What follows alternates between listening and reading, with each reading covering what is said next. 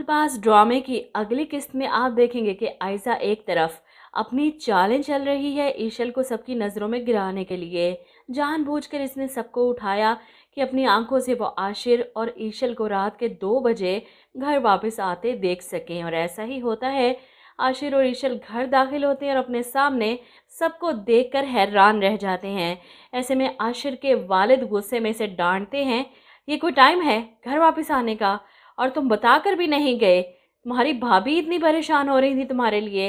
ये सुनकर आशिर सॉरी करता है कि मुझे बताकर जाना चाहिए था, लेकिन इस बात पर ईशल को शदीद गुस्सा आता है कि क्या ज़रूरत थी आयशा भाभी को ये हरकत करने की। जब तुमने कह दिया था कि हम रास्ते में हैं तो क्यों आयशा भाभी ने अंकल और भैया को जगाने की कोशिश की?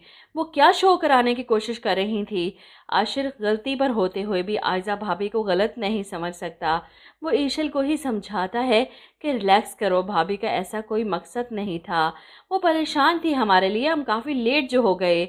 ईशल को एतराज़ है कि आशिर तुम बच्चे थोड़ी हो, शादीशुदा हो, अपनी मर्ज़ी से आ जा सकते हो। अब मुझे पूरा यकीन है कि आयशा इन दोनों को ट्रिप पर भी जाने नहीं देगी।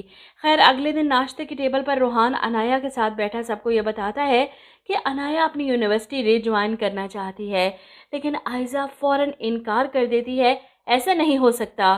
सब हैरत से आयशा को देखते हैं। ऐसे में आयशा जवाब देती है कि अब मैंने सोच लिया है, दोनों का हाथ खीर में डलवाऊं ताकि ये भी घर संभालें। अनाया फ़ौरन रोहान की तरफ देखती है और ऐसे में रोहान अनाया की साइड लेते हुए कहता है, क्या हो गया है भाभी? पढ़ाई के साथ साथ अनाया घर को मैनेज कर लेगी, मैं चाहता हूँ कि ये पढ़े। आयशा को समझ नहीं आ रही वो किस तरह इनकार करे, क्योंकि सब रोहान की बात से मुत्तफिक हैं और अनाया भी खुश है कि इसने आयशा आपी को एक और मात दे दी, क्योंकि रोहान के वालिद की तरफ से अप्रूवल मिल चुका है कि हाँ क्यों नहीं, अनाया को पढ़ना चाहिए, अपनी पढ़ाई मुकम्मल करे, घर के काम तो होते रहेंगे। वैसे भी ईशल है घर में आयशा की मदद करने के लिए। ईशल परेशान हो जाती है, आयशा के पास आकर मुस्कुराते हुए कहती है, भाभी मुझे खाना पकाना नहीं आता। और ऐसे में आयशा तंज करती है, क्यों? तुम्हारी अम्मा ने ये नहीं बताया कि ससुराल और मैके में फ़र्क होता है? वो सही सास बन चुकी है ईशल की। फ़िलहाल तो अपनी बहन की वजह से परेशान है, जो रोहान के साथ यूनिवर्सिटी दोबारा से एडमिशन लेने के लिए चली गई। वो ये सब अपनी माँ को फ़ोन करके बताती है, जिस पर माँ सर पीट लेती हैं, क्या करूँ मैं इस लड़की का, इसने तो हमें नाको चने चबवा दिए हैं। और आयशा अपने दुखड़े सुनाती है और मुझे यहाँ रहकर दिन रात चने चबवा रही है, परेशान करके रख दिया है, हर वक्त धड़का लगा रहता है, कोई नई चाल ना चल दे। और ऐसे में अनाया रोहान के साथ यूनिवर्सिटी से वापस आ रही थी, लेकिन अचानक से इसके दिमाग में ख्याल आता है। वो रोहान से कहती है कि मैंने शादी पर मेहंदी नहीं लगवाई, मेरा दिल कर रहा है मेहंदी लगवाने को। जिस पर रोहान, हाजिर, मैं अभी तुम्हें मेहंदी लगवा कर देता हूँ।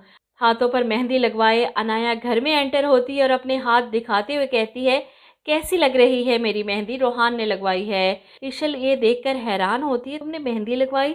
अभी कल ही तो भाभी ने मुझे बताया था तुम्हें मेहंदी से एलर्जी है।